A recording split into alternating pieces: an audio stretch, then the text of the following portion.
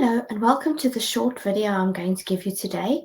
My name is Tracy Kimberg. I'm a couples therapist and a relationship expert specializing in helping teenagers as well as adults discover a better relationship with themselves and also know how to nurture healthy and lasting relationships with other people. Today I'd like to talk to you about teenagers and how do you as a parent really know when is it the time for you to find your child a therapist, and is it really necessary?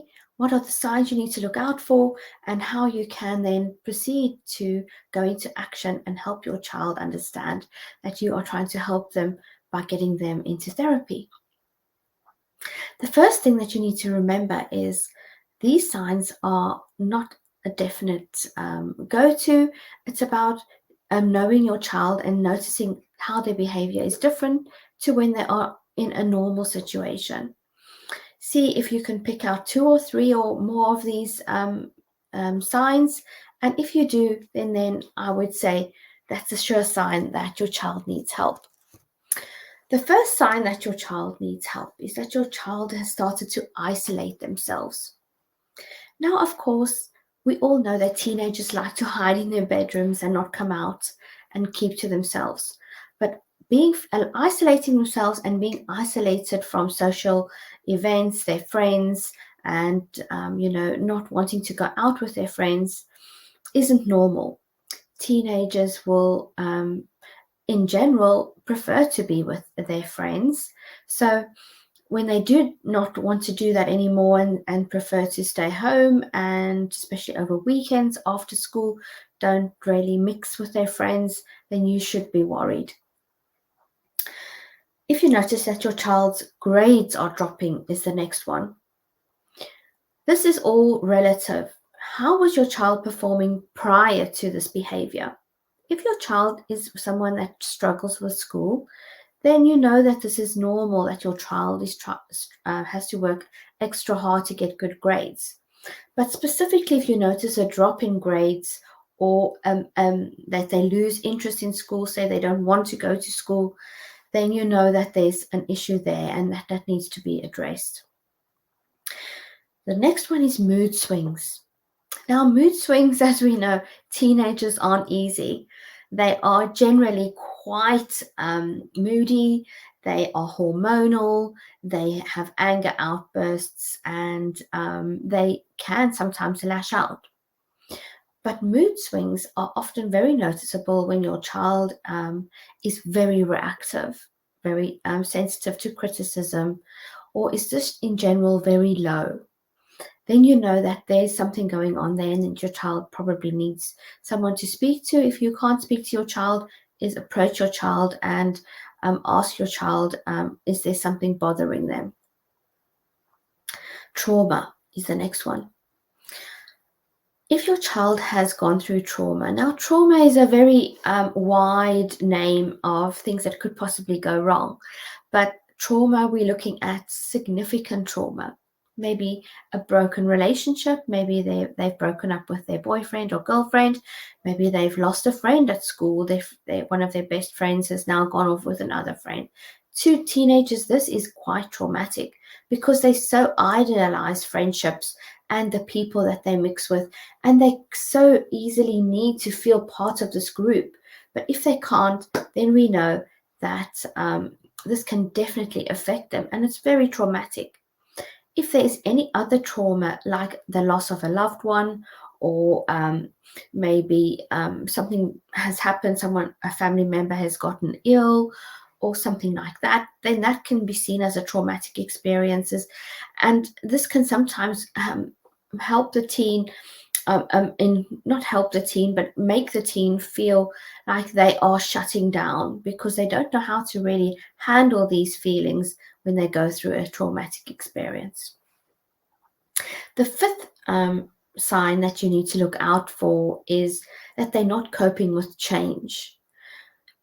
An example of this would be if you have, for instance, moved to a different town, a different school, maybe they're going from middle school to second school, from second school to high school. If they can't cope with these changes, If maybe there's the parents have split up or had a divorce, and you notice that your child is really very definitely struggling to adjust to the new situation, then this is a sure sign that your child might need a therapist to talk to. Of course, the next one is substance abuse. Now, substance abuse in teenagers has become very prominent, and I often deal with this with many teenagers. But I would definitely see this as a warning sign. If I can recommend that to you, to see this as a serious warning sign. Smoking, weed, taking and party drugs, or alcohol consumption. For teenagers, this is a very unhealthy habit to get into, and they can so easily become a habit. And before that, you know it, the teenager is maybe struggling to control these substances.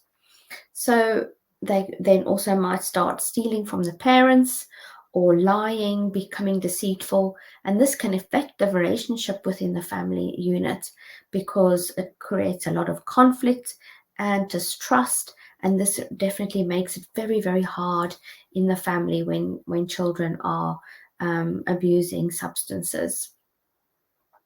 Number 7 is self-harm. Is your child showing signs of self-harm? Sometimes children hide their self-harming. Now, self-harming is when children purposely cut themselves or scratch themselves or even burn themselves on places on their own body to help them cope with stress and anxiety. Now, this is a coping mechanism. This is not attention seeking. And that I want to make very clear. So you as a parent needs to understand that your child is not asking for attention. Your child is not coping with their emotions, and they don't really know how to deal with it. And when they do hurt themselves, it feels like they're coping, but they are in a vicious circle of then going into the next phase of guilt and shame, which makes them feel horrible about themselves. And then they continue with this vicious circle of self-harming. And we don't want them to self-harm themselves. They can come to therapy and learn very, very helpful techniques and strategies to actually deal with the self-harming and to better cope with other strategies with their anxiety and stress.